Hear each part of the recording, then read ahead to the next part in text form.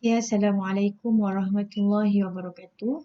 Hari ini cikgu nak bincangkan beberapa soalan pengiraan daripada kuis sehari 10 soalan yang kita buat ni. Okey, yang ada soalan pengiraan.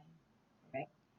So, soalan pertama ini adalah soalan yang paling simple lah, direct question. Perniagaan Ana menjual bedak jenama cantik pada harga RM50 seunit. Kos berubah seunit adalah RM35, manakala kos tetap adalah RM300,000. Okay, so dia minta kita cari ulangan mudah ataupun bila dia soalan dia adalah unit tu dia suruh cari TPM lah. So kita ada maklumat kita RM50 seunit. Kos berubah jualan, menjual maksudnya harga jualan. Kos berubah seunit RM35. Kos tetap adalah RM30,000. Okay. So itu maklumat yang kita ada. So the first one adalah untuk kita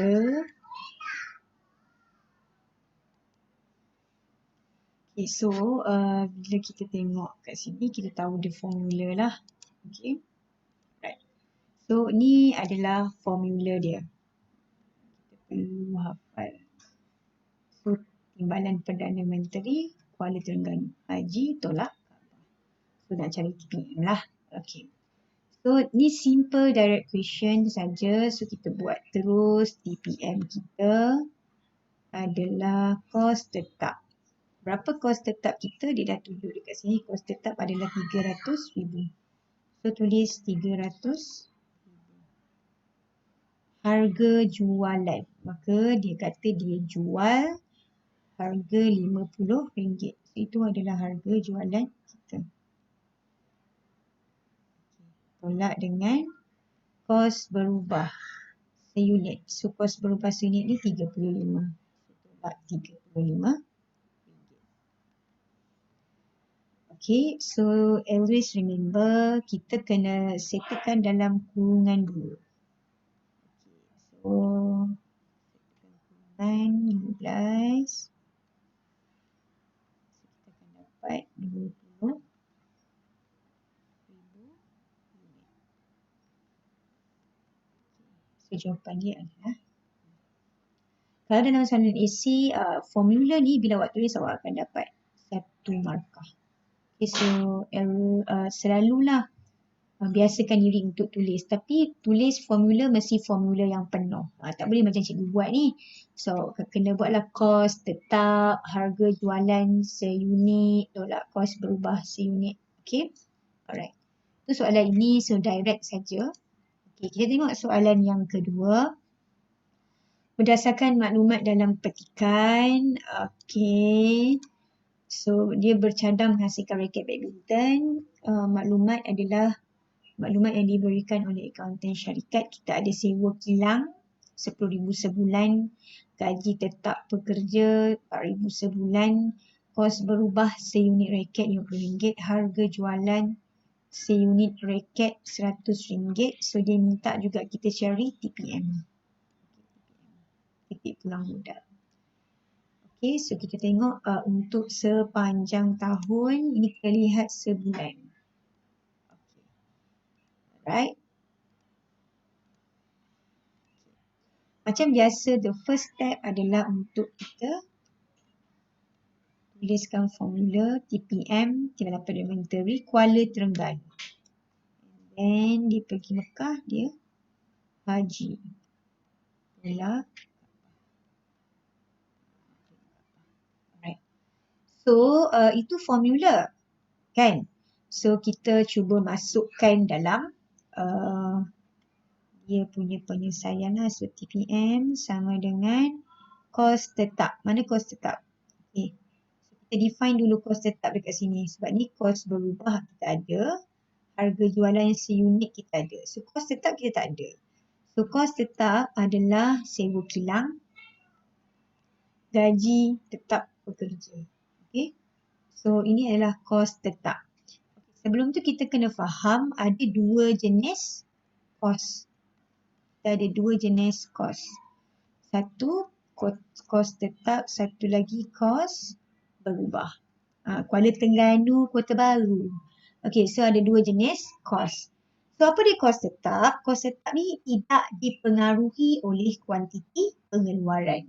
Tapi kalau kos berubah, dia dipengaruhi oleh kuantiti pengeluaran. Okey, so kalau macam sewa kilang, gaji tetap pekerja, dia adalah kos tetap sebab dia tidak dipengaruhi oleh kuantiti pengeluaran. Tak kira lah berapa banyak kuantiti dikeluarkan, setiap bulan mereka akan bayar amount yang sama ataupun tetap. Kalau kos berubah sebab dia bergantung kepada dipengaruhi oleh kuantiti pengeluaran, maka kalau dia keluarkan lebih banyak, maka lebih banyak lagi dia kena bayar. Apa contoh kos tetap ni? Contoh dia kos tetap ni macam tu lah, sewa kilang, insurans, gaji pekerja, okey? Awak keluarkan ke, awak tak keluarkan ke, banyak mana awak keluarkan pun awak akan bayar sama setiap bulan. Kos berubah ni contohnya macam kos bahan mentah. Awak beli contoh macam nak perayaan, awak keluarkan 2 kali ganda, maka awak akan bayar lebih mahal berbanding biasa lah. Ataupun awak bulan tu ada banyak tempahan, awak terpaksa guna banyak elektrik, banyak air, maka bayaran itu mungkin berbeza dengan bayaran-bayaran lain sebab dia bergantung kepada kuantiti pengeluaran. Itu contoh kos berubah. Okay, so kita pergi pada pengiraan. So kos tetap kita adalah 10,000 tambah 4,000. Okay, tapi sebab dia kata kat sini sepanjang tahun, ini pula sebulan, maka kita kena darab dengan 12. Okay, so berapakah harga jualan kita? Harga jualan kita RM100. Okay, seunit tolak dengan kos berubah kita RM50. So class, always remember kita kena settlekan apa yang dalam kurungan. 14,000 darablah dengan 12. Okay, RM50. Kita masih tak settle lagi. 14,000 darab dengan 12, kita dapat 168. Kita akan bahagi dengan 50. Maka kuantiti pengeluaran kita adalah 3,360 unit. So jawapan dia inilah. Alright. Cuma saya nak cakap sikit. Kadang-kadang ini adalah contoh yang dia ubahkan di atas ni. Macam saya akan memberikan. Okay. Kadang-kadang soalan dia kelirukan dekat sini. Macam dalam soalan ni. Kadang-kadang dia kelirukan kat sini. Maksudnya dia bagi harga jualan tu bukan seunit. Ni patutnya kita letak ni seunit. Seunit. Ni betul. Kadang-kadang dia bagi kuantiti kos berubah tu adalah kos berubah untuk semua. Bukan seunit punya. Maka kita kena bahagi dulu dengan unit pengeluaran. Itu antara soalan yang kita kena jumpa lah. Okay. Alright, kita pergi soalan seterusnya. Soalan ni sama macam soalan tahun lepas. Soalan tadi sama. Kita pergi balik kos.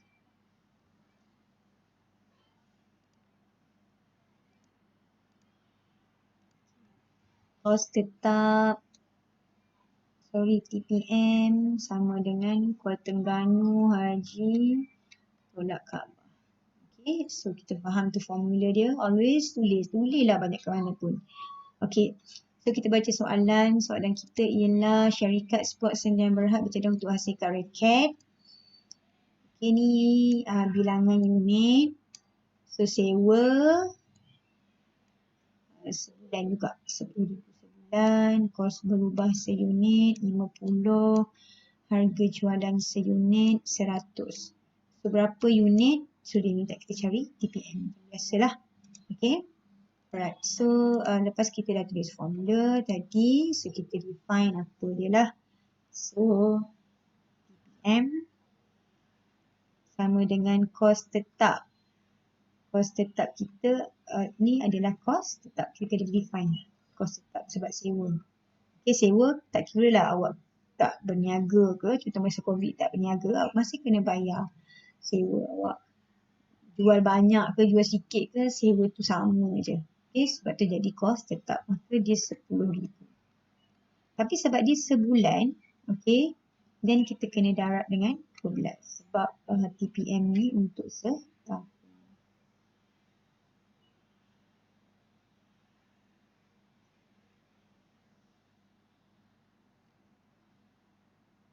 So, kita akan bahagikan 100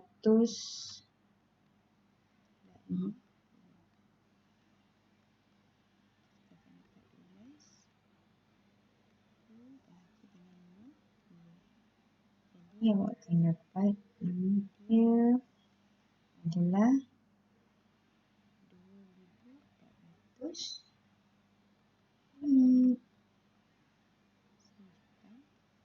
unit. Okey, kita akan pergi pada soalan seterusnya. Okay, soalan seterusnya adalah berdasarkan rajah ini. Maksudnya yang ini dan ini adalah berdasarkan rajah. So, dia kata share pasaran. So, kita cerita pasal share pasaran. Okay. Ada syarikat C-Frame, Clear dan Super. So, dia tanya berapakah unit bingkai kaca yang dijual oleh syarikat Clear. Nak tahu syarikat Clear ni berapa. Dan dia bagi jumlah jualan industri 2,500,000 unit. Okay. Untuk pengetahuan awak, first thing adalah kita kena faham apakah dia share pasaran. Apa dia share pasaran? Okay. Share pasaran ialah bahagian ataupun peratus penguasaan jumlah pengguna yang membeli barang dan perkhidmatan kita. Okay. So, sebab tu dia ada peratus. Saya rasa awak buat dalam kerja khusus awak, so awak tahu macam mana awak nak kira lah. Okay. Jadi, bila kita tengok kat sini, dia 24%. Betul? Macam mana kita nak kira yang ni? Dia kira 24%. Peratus ni kelas maksudnya bahagi dengan 100. Darablah dengan jumlah jualan. Maka jumlah jualan dia adalah 2,500,000 unit. Okay, so potong, darablah dekat situ. Maka dia akan dapat syarikat Clear ni 600,000 unit. Maksudnya dia keluarkan daripada dalam pasaran industri dia, okay, share dia keluarkan sebanyak 600,000 unit. Kita pergi pada soalan kedua. Soalan kedua ni ada trik sikit. Kita faham banyak benda sikit. Okay, dia kata syarikat C-Frame. So kita tengok C-Frame kat sini. So sini pun C-Frame. Dia menanggung jumlah kos pengeluaran sebanyak 3 juta. Okay, kemudian dia meletakkan harga jualan RM5 seunit. Okay.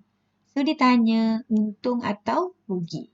Okay, kelas dalam topik ini, okay, kita belajar bahawa nak dapatkan untung,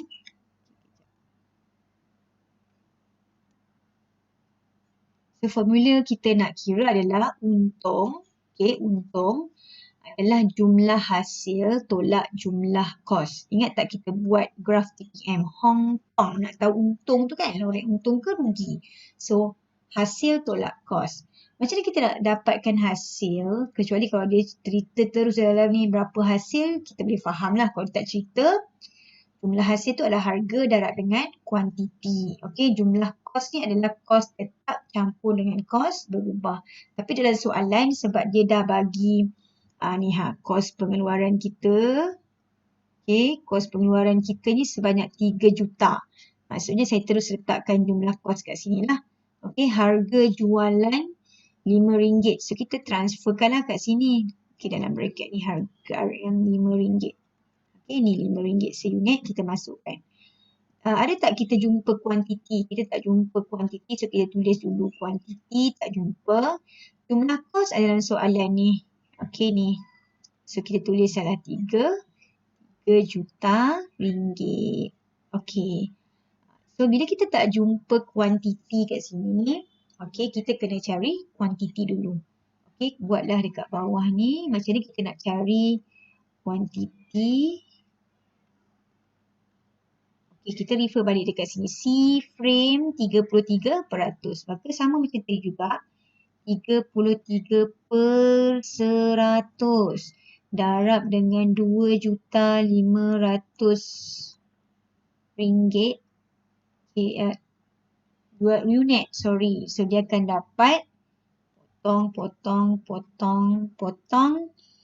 Dia akan dapat 825,000 unit. Maksudnya dia keluarkan 820,000 unit. So kita refer balik dekat sini lah. Kita masukkan dekat atas ni. Okay. So RM 5 darab dengan 825,000 tolak dengan 3 juta. Maka awak akan dapat RM 4.125.000 tolak dengan 3 juta. Okey, bila awak tekan kalkulator, dia tak muat. Bila awak tekan kalkulator, bila dia maksudnya dia tak tunjukkan negatif tu, maksudnya dia positif lah kan. Bila dia positif ataupun dia tak tunjukkan apa-apa, maksudnya dia untung. Kalau dia ada tulis negatif maksudnya dia rugi. Maksudnya sekarang bila awak tolak, awak akan dapat jawapan dia ialah RM positif lah sebab dia tak tulis positif tu, dia tak tulis dalam kalkulator kan. 1.125. Okey. Maka inilah jawapan dia. Untung 1.225. Okey. Okey, kelas saya nak buat satu revision saja pasal benda ni. Kita tukar ink sikit boleh? Okey. Alright, dia punya ni saya suka guna simbol kan. Okey, untung Hong Kong kan, H tolak K. Alright. So macam mana kita nak dapatkan H? Jadi kita nak dapatkan H. H tu hasil. Okay. Hasil ialah harga darab kuantiti tu. So hasil ialah H darab Q. Okay, harga darab kuantiti. Okay. Kos pula macam mana kelas? Kos adalah kos tetap campur dengan kos berubah. Kuala Terengganu campur Kota Baru. Okay, so macam mana kita nak tahu kos berubah? Kos tetap memang dia akan tetap je tau. Kos berubah ni kadang-kadang dia bagi dalam bentuk seunit. Macam mana kita nak tahu jumlah kos tu? Kos berubah seunit darab dengan kuantiti. Ini formula yang perlu awak tahu. Dan kadang-kadang dia tanya lah. Okay, di revision semula. Kalau tak faham nanti, boleh PM je. Bye. Assalamualaikum.